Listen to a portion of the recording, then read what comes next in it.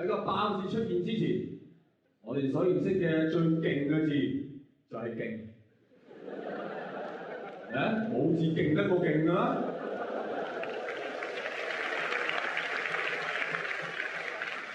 要勁過勁字打翻嚟，哇！佢勁啊，係咪？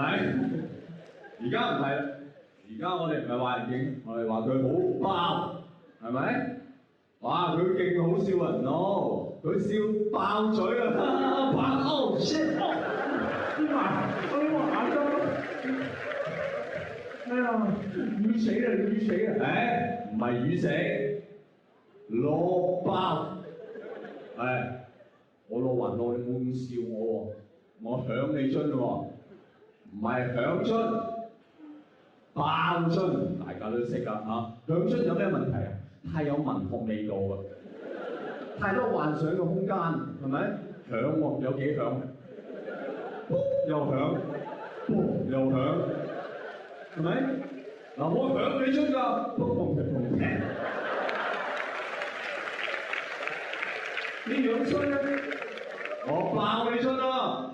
講完，跟住你點啊？你流血，no，你爆光。問題係呢個光係邊個光字咧？我第一次聽到人哋講爆光，我即時反應係oh shit！聽到都痛啊！跟住嗰個人又補充，唔係啊，我手指尾爆光，我唔知幫佢撳住邊度。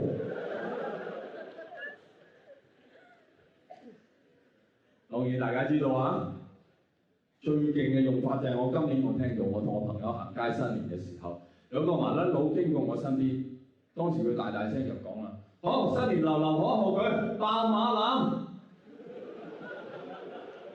我第一個反應就即刻打電話報警，話俾馬會聽有恐怖分子。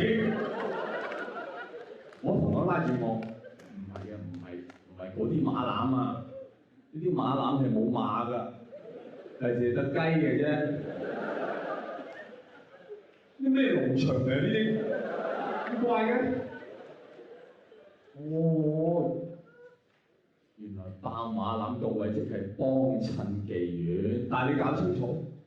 你去馬攬，你只不過係個嫖客；你爆馬攬，你就係阿爾蓋達。